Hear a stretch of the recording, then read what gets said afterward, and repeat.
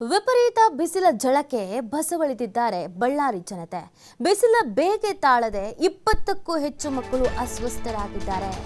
ಕಳೆದ 3 ದಿನಗಳಲ್ಲಿ 20ಕ್ಕೂ ಹೆಚ್ಚು ಮಕ್ಕಳು ಆಸ್ಪತ್ರೆಗೆ ದಾಖಲಾಗ್ತಾ ಇದ್ದಾರೆ. ನೋಡಿ, ವಿಪರೀತವಾದಂತ ಬಿಸಿಲು ಈ ಬಾರಿ ಅತಿ ಹೆಚ್ಚು ಬಿಸಿಲಿದೆ. ಅದರಲ್ಲೂ ಬಿಸಿಲನಾಡು ಅಂತ ಕರೆಸಿಕೊಳ್ಳುವಂತ ಕೆಲವು ಕ್ಷೇತ್ರಗಳಲ್ಲಂತೂ ಹೇಳತೀರದಂತ ಪರಿಸ್ಥಿತಿ. ಕಳೆದ 3 ದಿನಗಳಲ್ಲಿ 20ಕ್ಕೂ ಹೆಚ್ಚು ಮಕ್ಕಳು ಆಸ್ಪತ್ರೆಗೆ ದಾಖಲಾಗಿದ್ದಾರೆ. 40 ಡಿಗ್ರಿ ಸೆಲ್ಸಿಯಸ್ಗೂ ಅಧಿಕ ತಾಪಮಾನ ಇರುವಂತಹ ಹಿನ್ನೆಲೆ ಮಕ್ಕಳಲ್ಲಿ ನಿರ್ಜಲೀಕರಣ ಸಮಸ್ಯೆ ಹೆಚ್ಚಾಗ್ತಾ ಇದೆ. ನಿರ್ಜಲೀಕರಣದಿಂದ 20ಕ್ಕೂ ಹೆಚ್ಚು ಮಕ್ಕಳು ಜಿಲ್ಲಾಸ್ಪತ್ರೆಗೆ ದಾಖಲಾಗಿದ್ದಾರೆ.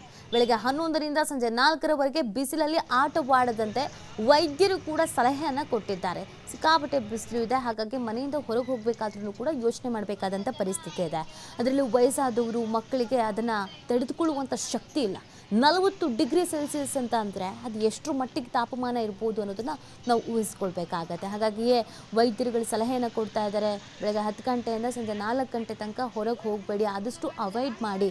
ವಯಸ್ಸಾದವರು, ಮಕ್ಕಳಾದ್ರೂ, ಗರ್ಭಿಣಿಯರಾಗಿರ್ಬೋದು, ಎಂಥವರು ಅಂತ ಹೇಳ್ತಾ ಇದ್ದಾರೆ. ಮತ್ತು ಅತಿ ಹೆಚ್ಚು ನೀರನ್ನು ಸೇವನೆ ಮಾಡಬೇಕು ಅನ್ನುವಂಥ ಸಲಹೆಗಳನ್ನು ಕೂಡ ಕೊಡ್ತಾ ಇದ್ದಾರೆ. ಡಿಹೈಡ್ರೇಷನ್ ಆಗುತ್ತೆ, ನಿರ್ಜಲೀಕರಣ ಆಗುತ್ತೆ, ಅದರಿಂದ ಸಮಸ್ಯೆ ಆಗುತ್ತೆ, ತಲೆ ಸುತ್ತು ಬರುತ್ತೆ, ಪ್ರಜ್ಞೆಯನ್ನು ಕಳ್ಕೊಳ್ಳುವಂಥ ಪರಿಸ್ಥಿತಿ ಬರುತ್ತೆ ಅಂತ. ಸುಮಾರು 20ಕ್ಕೂ ಹೆಚ್ಚು ಮಕ್ಕಳು 3 ದಿನದಲ್ಲಿ ಹಾಸ್ಪಿಟಲ್ಗೆ ಹೋಗ್ತಾ ಇದ್ದಾರೆ ಅಂತಂದರೆ ಅದೆಷ್ಟರ ಮಟ್ಟಿಗೆ ಬಿಸಿಲು ಇದೆ ಅನ್ನೋದನ್ನು ನಾವು ಅರ್ಥ ಮಾಡ್ಕೊಳ್ಬೇಕಾಗತ್ತೆ.